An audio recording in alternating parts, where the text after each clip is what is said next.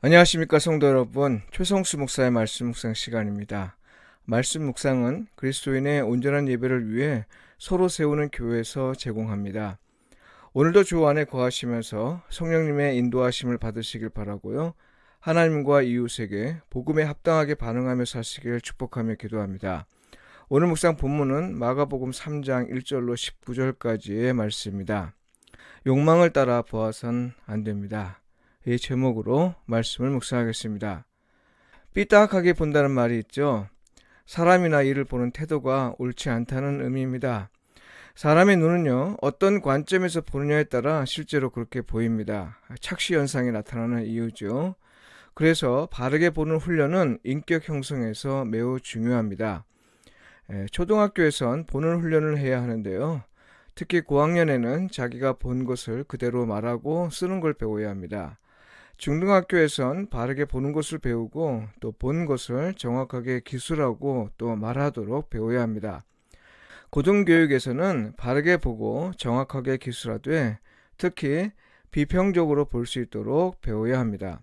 세상을 보는 일은 눈이 있으면 저절로 습득됩니다만 바르게 보기 위해선 반드시 스승이 필요합니다. 그렇지 않으면 대체로 자기 욕망에 따라 보기에 그렇습니다. 욕망에 따라 매이지 않는 시선을 갖기 위해선 배워야 합니다. 제대로 보기 위해선 반드시 배워야 한다는 건 창세기 3장에서 배울 수 있는데요. 여러분, 에덴 동산에서 동산 중앙에 있는 나무 아래에 있는 하와를 떠올려 보십시오. 하와는 뱀의 말을 들은 후 그 나무를 보았는데요.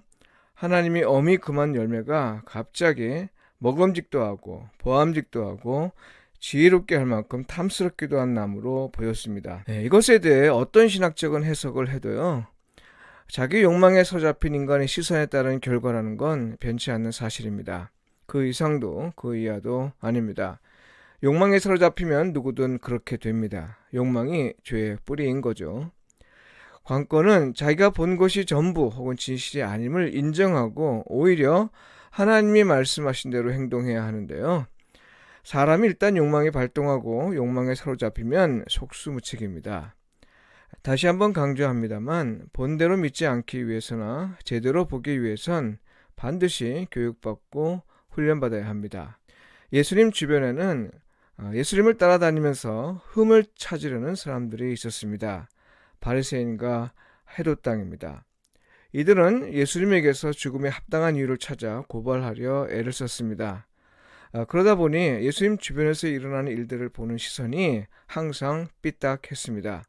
선을 선으로 보지 못한 거죠. 오늘 본문은 한쪽 손 마른 사람을 보는 시선에 관해 전해주는데요. 대단히 삐딱합니다. 긍휼의 마음으로 보기보다는 예수를 고발할 기회로 삼으려 했기에 하는 말입니다. 이에 예수님은 병든 사람을 일어서도록 하고는 안식일에 선을 행하는 것과 악을 행하는 것, 생명을 구하는 것과 죽이는 것, 어느 것이 옳으냐 이렇게 물으셨습니다. 당시 사람들은 생명이 위태로운 경우를 제외하고 안식일에는 병 고치는 일도 하지 말아야 한다고 믿었기 때문입니다. 이런 믿음을 근거로 사람들은 예수님이 한쪽 손 마른 자를 고칠 것인지를 보고 만일 고치면 이 사건을 고발할 기회로 삼으려는 것이었죠. 그들의 심중을 파악한 예수님은 이런 사람들을 향해 질문을 던진 겁니다. 여러분, 안식일은 본래 단지 쉼을 위한 날만이 아닙니다. 그건 하나님의 뜻이 온전히 이루어진 걸 기억하는 날이며 그래서 그건 평화의 시간입니다. 평화는 하나님의 뜻이 온전히 이루어졌을 때 나타나는 결과이기 때문입니다.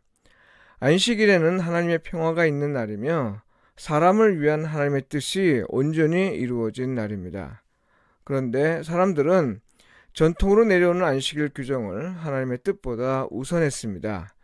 그래서 주의 이름으로 병 고치는 것까지도 금한 거죠. 그들의 의도를 알아챈 예수님은 무엇이 진정 하나님의 뜻인지를 그들에게 물으신 건데요.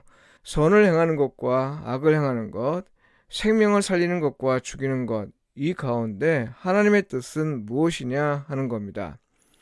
이 질문을 통해 예수님이 원하신 건 자기를 주려 함으로 말미암아 세상을 삐딱하게 보게 된 사람들이 실상은 악을 행하는 것이고 또한 생명을 죽이는 일이라는 걸 깨닫도록 하는 겁니다.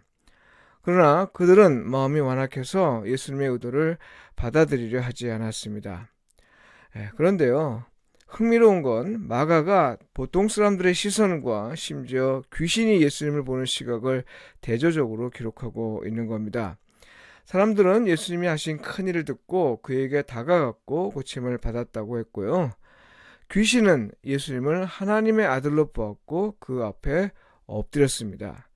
엎드렸다는 건 예배할 때 쓰는 말입니다. 다시 말해서 예수님을 하나님의 아들로 여겼을 뿐만 아니라 그를 예배했다는 거죠.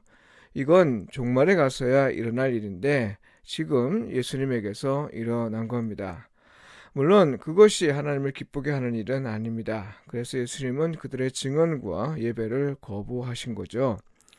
여하튼 귀신은 예수님을 제대로 본 것이죠. 바리새인과 헤롯 당의 시선과 감히 비교할 수 없을 정도입니다. 무엇보다 마가가 이 두 사건을 연이어 기록한 건 더러운 귀신도 보는 걸 그들은 보지 못했다는 사실을 폭로하기 위함인 거죠. 그러니까요, 세상의 구원을 위해 오신 예수님을 정작 종교 및 정치 지도자는 제대로 보지 않았고 오히려 평범한 사람들과 구원을 방해하기 위해 애쓰는 귀신은 예수님을 제대로 보았다는 거잖아요. 이게 얼마나 부끄러운 일입니까? 그 후에 예수님은 12 제자들을 부르셨다고 했습니다. 12 제자는 무엇을 의미해요? 오늘 본문의 맥락에서 볼 때 12 제자는 예수님을 바르게 보고 또 본 것을 바르게 증언할 사람들입니다. 예수님과 함께 지내면서 그들이 배우고 익혀야 할 일이죠. 오늘 우리들 역시 마찬가지입니다. 예수님을 바르게 볼 수 있어야 합니다. 우리의 욕망에 따라 보아서는 안 됩니다. 우리의 이해관계에 따라 보아서도 안 되고요. 내가 하고 싶고 혹은 하고 싶지 않은 일이나 내가 갖고 싶은 것과 관련해서 보아서도 안 됩니다. 예수님은 우리가 바라는 것들을 이루어 주시거나 우리가 원하는 것들을 채워 주시거나 우리가 소망하는 것을 이루기 위해서 오신 분이 아닙니다. 예수님은 우리의 욕망을 위해서 오신 분이 절대 아니신 거죠. 예수님은 그리스도시고 살아계신 하나님의 아들로서 세상의 구원을 위해 오신 분입니다. 기도드리겠습니다.